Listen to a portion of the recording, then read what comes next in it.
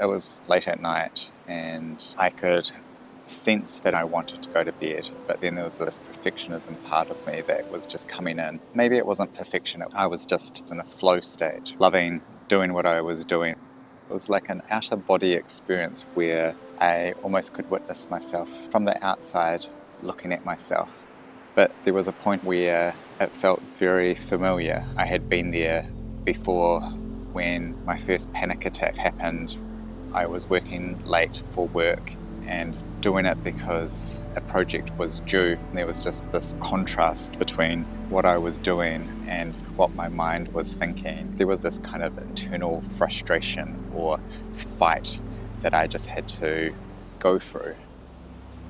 The more recent event was almost in a similar fashion. I was in this flow state late at night, but there was this conflict happening between my mind and what I was doing, and the lateness and my old rigid routines of going to bed at a certain time, where I could witness myself doing a similar pattern, like a similar process of back when the first panic attack happened.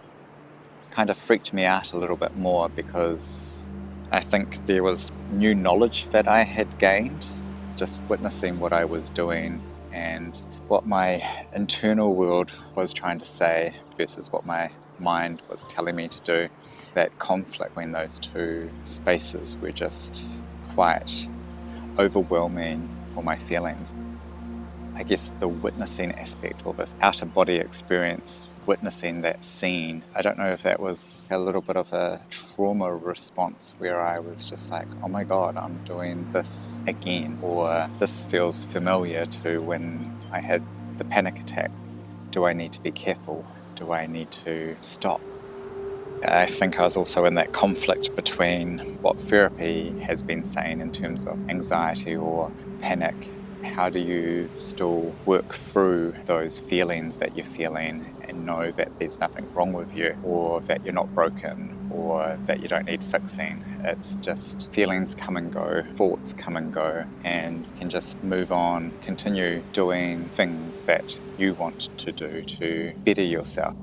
I've had that happen a couple of times to me now where I've witnessed myself doing similar patterns. Yeah, I just have this response now where I'm like, that feels familiar to this situation. Should I still be doing this? Or am I in flow? Am I in creativity? That feeling was quite powerful for me this week. I think at that stage I did end up stopping because it did feel like I was pushing myself too much. I was putting some rules on myself that I didn't need to do.